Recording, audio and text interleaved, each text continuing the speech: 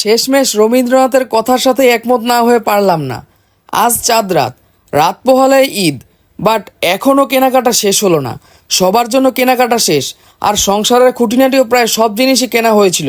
বাকি রইল সংসারের প্রধান ব্যক্তির মানে বাবার কেনাকাটা।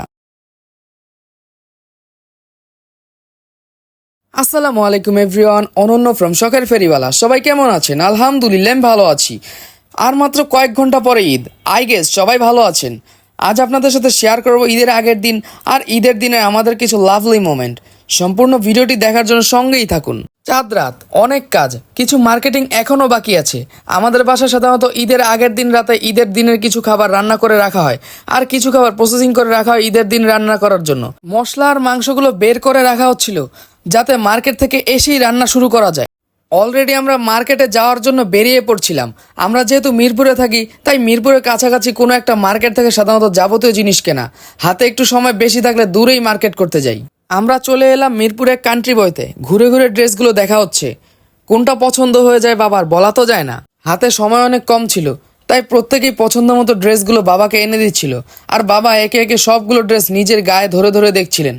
আসলে ট্রায়াল দেওয়ার মতো সময়ও ছিল না। সবাই চাচ্ছিলাম পছন্দসই ড্রেস যত দ্রুত সম্ভব কিনে বাড়ি ফিরবো। দেরি হলে ড্রেস, কালার আর সাইজ সবগুলো আউট অফ স্টক হয়ে যায়। অনেক অভিজ্ঞতা আছে ভাই। আসলে বাবা কিনতেই চাচ্ছিলেন না, মা অনেক জোরাজোরি করে ড্রেস কেনাতে এনেছেন। সত্যি বলছি গাইজ, এজন্যই আজকে আমাদের এই অবস্থা। আসলে বাড়ির কর্তারা মানে বাবারা মনে হয় এমনই হয়, সবার প্রয়োজন মেটানোর চেষ্টা করবে জান প্রাণ দিয়ে, কিন্তু নিজেদের বেলায় কাজকলা, একটুও খেয়াল নেই নিজের প্রতি। হাসি মুখে অপূর্ণতা নিয়েই থাকবে। তবে আমরা কিন্তু প্রতিটি ঈদেই মানে ঈদের আগের দিন রাতে টুকিটাকি কিছু কেনাকাটা করে থাকি।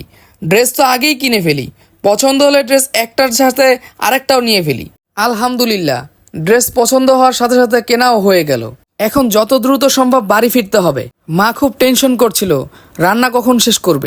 এদিকে আমি মাকে বারবার বলছিলাম চিন্তার কোনো কারণ নেই, আমি তোমাকে সাহায্য করব, দেখবে আমরা অল্প সময়ের মধ্যে শেষ করে ফেলবো ইনশাআল্লাহ। এবার হেল্প করছি মাকে। মা একে একে রান্না করার জন্য খাবারগুলো তৈরি করছে। আমাদের বাসায় প্রায় প্রতিবারই ঈদের আগের দিন রাতে রোস্টের জন্য মুরগি কেটে সামান্য মরিচ আর লবণ মেখে ভেজে রাখি। মশলাগুলো পারলে কষিয়ে রাখি। গরুর মাংসটাও রান্না করে রেখে দেই, আর 2-3টা আইটেমের সেমাই রান্না করে ফ্রিজে রেখে দেই। আসলে আমরা ঠান্ডা করে রাখা সেমাইটা খেতে বেশি পছন্দ করি। এদিকে সেমাইয়ের জন্য দুধগুলো কেটে জাল করে ঘন করা হচ্ছিল, অন্যদিকে গরুর মাংসটা একে একে সবগুলো মশলা দিয়ে মেখে রান্নার জন্য রেডি করা হচ্ছিল। মা বলছিল গরুর মাংসে নাকি মশলাগুলো ভালো করে হাত দিয়ে মিশিয়ে নিয়ে রান্না করলে নাকি টেস্ট বেশি হয়। মোটামুটি রান্নাটা শেষ করে এবার চলে এলাম মেহেদি দিতে। মজা করে আমিও মেহেদি পরানোর চেষ্টা করছিলাম, বাট পরাস্ত হয়ে ফিরে আসলাম। এটা ছিল ঈদের দিন সকালের ভিডিও। সবগুলো ড্রেস, জুতা, অন্যান্য জিনিসগুলো বিছানায় রাখা হলো। এখান থেকে যার যারটা পরে নামাজে যাওয়া হচ্ছিল। ফ্রিজ থেকে রান্না করা সেমাইগুলো বের করা হয়েছিল। নামাজে যাওয়ার আগে প্রত্যেককেই মা সেমাই দিয়েছিলেন। রোজার মধ্যেই আমরা মা বাবার সাথে সালামি নিয়ে একটা ডিট করে ফেলি। ঈদের দিন সকালে কোলাকুলি করলে ডিট অনুযায়ী পেয়ে যাই সালামি। সো ঈদ সালামি নিয়ে নো পেইন। নামাজ পড়ে এসে কয়েকটা ছবি তুলেছিলাম, বাট তেমন ভিডিও করা হয়নি। এসেই দেখি মায়ের রান্না হয়ে গেছে। এবার মায়ের হাতে রান্না করা সব মজাদার খাবারগুলো খাওয়া হবে। খাওয়া দাওয়া শেষ করে বাইরে বের হয়েছিলাম। ঘুরে ফিরে বিকেলে চলে এলাম চটপটি খেতে। সবগুলো ভিডিও নেওয়া সম্ভব হয়নি, আসলে একটু ব্যস্ত ছিলাম, তাই যথাসময়ে ভিডিওটি শেয়ার করতে পারলাম না।